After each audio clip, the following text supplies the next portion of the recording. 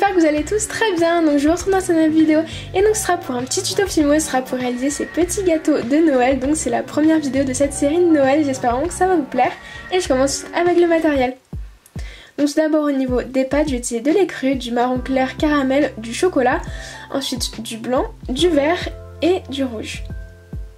Ensuite j'ai utilisé un rouleau avec des petits gabarits bâtonnets d'esquimaux, une lame, scalpel, pic, un emporte-pièce rond, de la Fimo liquide, un petit support, ça c'est optionnel, et des pastels secs avec un petit pinceau.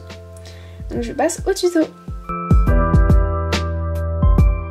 D'abord je prends de la pâte écrue, de la pâte caramel, la pâte chocolat et ensuite un mélange de caramel et de blanc. Je viens ensuite positionner mes petits bâtonnets d'esquimaux pour servir de gabarit pour étaler ma pâte. Et donc je viens étaler les 4 couleurs de pâte.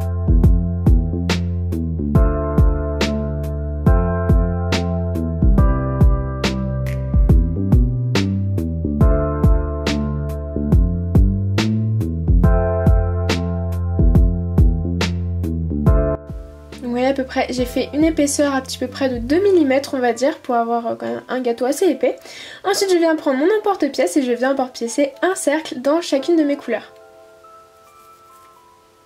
Donc là on part vraiment pour l'instant sur la base en fait de n'importe quel layer cake. Donc ensuite avec les couleurs je viens tout simplement les superposer en partant de lait cru et ensuite en allant du plus foncé jusqu'au plus foncé, et ensuite je viens rouler un petit peu pour bien mettre en forme, souder le tout et ça part au congélateur 10 minutes. Après ces 10 minutes au congélateur, je viens couper mes petites tranches, donc pour ma part j'en ai coupé 8. Ensuite avant de commencer toute texture et toute déco, je viens mettre le clou à tête plate. Et ensuite je commence la texture donc avec une aiguille ou un pic, et du coup la première base, donc le biscuit, je viens faire des petits traits un peu comme un biscuit, voilà, et après le reste c'est le gâteau. Donc j'ai fait les petits mouvements simples, voilà, en déchirant la pâte et en essayant de faire ressortir ce petit côté mousseux. Donc voilà le résultat une fois que toutes les faces sont texturées.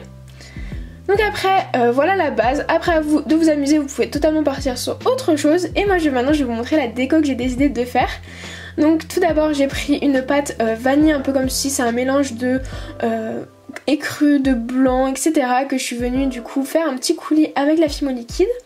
Et ensuite je viens la positionner donc sur le dessus du gâteau, et pour ajouter un petit peu plus de détails, et j'aime beaucoup ce genre de détails sur les gâteaux, je viens faire dégouliner la ganache comme ceci avec un petit pic. Et voilà, c'est assez long à faire, assez minutieux parce que ça fait pas toujours ce qu'on veut la Fimo liquide comme ça, mais ça rend un résultat plutôt pas mal. En tout cas moi j'aime bien, mais c'est optionnel, ouais, vous faites comme vous voulez. En tout cas voilà, je voulais vous montrer ça. Ensuite pour la déco j'ai pris ces petits morceaux là de caramel que j'ai pré-cuit à l'avance, et je viens en faire des petits copeaux. Une fois que c'est fait, je viens les saupoudrer sur le dessus de mon gâteau. Je viens ajuster un petit peu tout ça pour que ce soit un petit peu plus joli avec un petit pic, et en rajoutant comme ça. Voilà le résultat. D'ailleurs je voulais vous montrer comme ça parce que je trouve que ça peut être très sympa, juste tout simple comme ceci. Et là je vais juste vous montrer la petite déco de Noël que j'ai décidé de rajouter. Donc c'est la petite déco de houx un peu. Donc je viens faire un petit colombin avec le rouge, je viens découper des petits morceaux à peu près égaux et je viens faire des petites billes. Ensuite je viens prendre le vert, je viens l'étaler très très finement. Et ensuite je viens avec un scalpel détourer une petite feuille un peu dentée, et ensuite je viens faire la texture. Et après pour la couleur je viens mettre un petit peu de pastel sec vert foncé. Je viens ensuite décoller tout ça et mettre délicatement à l'aide d'un pic sur le dessus de mon gâteau. Donc j'alterne avec une feuille, les 3 petites billes et ensuite la deuxième feuille. Et voilà le résultat. Du coup après ça part en cuisson 30 minutes à 110 degrés.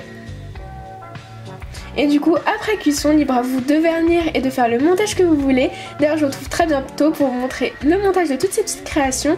En attendant voici le résultat après cuisson. J'espère vraiment que ce petit tuto vous aura plu. J'attends vraiment avec impatience tous vos avis en commentaire. Et je vous dis à très vite dans une prochaine vidéo.